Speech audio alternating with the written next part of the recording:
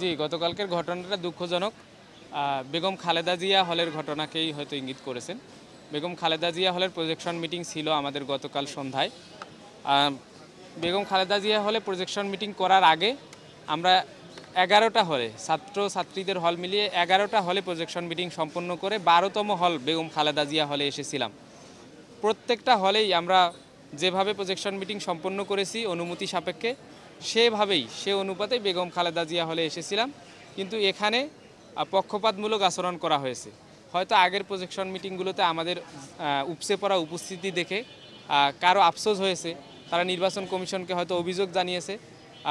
আমরা নির্বাচনী আচরণবিধি কোনোটাই লঙ্ঘন করিনি, অনুমতি সাপেক্ষে একটা প্রোগ্রাম।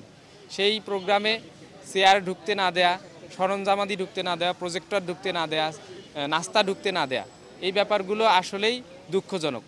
এটা যদি করাই হয় এর আগের 10টা মিটিংয়ে তাহলে করতে দেয়া হলো কেন? এর আগের মিটিংগুলোতে তো তারা বাধা দেয়নি এবং তাদের অনুমতি নিয়েই তো আমরা করেছি।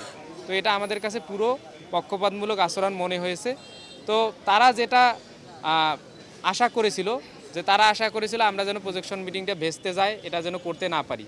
কিন্তু পরে কি হয়েছে? পরে শিক্ষার্থীরা এসে দাঁড়িয়ে দাঁড়িয়ে আমাদের প্রোগ্রাম শুনেছে। আমরাও চেয়ারে না বসে ফ্লোরে বসে বসে প্রোগ্রাম চালিয়েছি। অনেক শিক্ষার্থী চেয়ার পেয়েছে, অনেক শিক্ষার্থী চেয়ার পায়নি। অনেক নারী শিক্ষার্থী বোনেরা দাঁড়িয়ে দাঁড়িয়ে পুরো 1 ঘন্টা ধরে প্রোগ্রাম শুনেছে। তারা আমাদের প্রোগ্রামগুলোতে থাকতে চায়। তাদেরকে প্রোগ্রাম শেষে আমরা নাস্তা দিতে পারি নাই, তাদের কাছে দুঃখ প্রকাশ করেছি।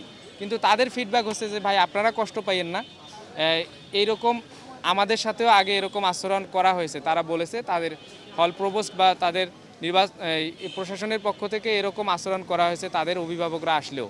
তারা আমাদেরকে বলেছে যে আপনারা যদি আল্লাহ আপনাদের নির্বাচিত করে আপনারা সবার আগে আমাদের হলে আসবেন।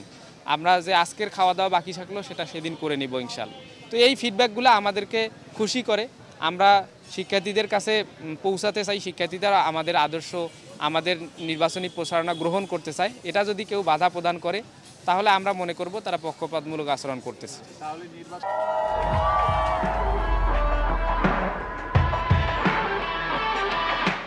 নির্বাচন কমিশনের ওপর শতভাগ আস্থা রাখছি এরকমও না, আবার একেবারে আস্থাহীন হয়ে গেছি এরকমও না।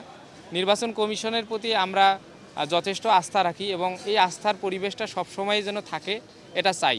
কিন্তু নির্বাচন কমিশনের কিছু কিছু জায়গায় ঘাটতি রয়েছে, যেমন কিছু কিছু জায়গায় কোনো দলের কথার উপর ভিত্তি করে আচরণবিধির তোয়াক্কা না করে, আচরণবিধিতে লেখা নাই এরকম মৌখিক নিয়মকানুন জারি করে অন্যান্য দলের প্রতি।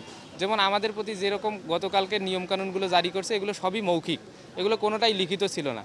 লিখিত কোনো নিয়মকানুন আচরণবিধিতে লেখা নাই যে প্রজেকশন মিটিংয়ে নাস্তা দেওয়া যাবে না, এগুলো তারা আগেই ক্লিয়ার করলে ভালো হতো।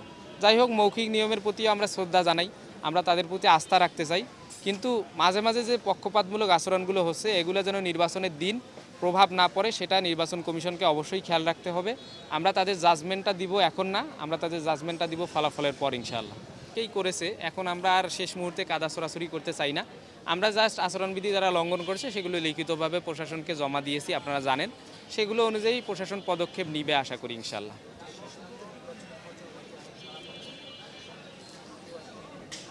আজকে শেষ দিন। আসলে আমাদের অন্যান্য ক্যাম্পাসের থেকে আমাদের উৎসবমুখর পরিবেশটা বেশি, কারণ আমাদের অপেক্ষাটা সুদীর্ঘ ছিল। অন্যান্য ক্যাম্পাসে এত অপেক্ষা করতে হয়নি, আমাদের অপেক্ষাটা দীর্ঘ ৩৫ বছরের অপেক্ষা, এবং ৩৫ বছরের অপেক্ষার পরও 4 বার নির্বাচন পেছানোর অপেক্ষা। আরও একটা অপেক্ষা আছে, অন্যান্য ক্যাম্পাসে প্রচারণার সময় ছিল 10 দিন বা সর্বোচ্চ 15 দিন, কিন্তু আমাদের ক্যাম্পাসে 4 বার নির্বাচন পেছানোর ফলে আমরা গুণে যদি দেখি তাহলে প্রায় 29-30 দিন, 1 মাসের প্রচারণা চলতেছে।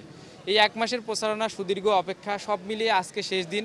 অর্থাৎ সুদীর্ঘ অপেক্ষার পর যে সময়টা আসতেছে এই সময়টা, এই দিনক্ষণটা ইতিহাস সৃষ্টিকারী দিন। এই পদক্ষেপটা ইতিহাস সৃষ্টিকারী পদক্ষেপ। এ বিষয়ে নির্বাচনের প্রার্থীরা, শিক্ষার্থীরা, ভোটাররা সবাই অনেক খুশি। আমরা আশা করি আমাদের ক্যাম্পাসে এই দিন প্রতি বছর আসুক ইনশাআল্লাহ।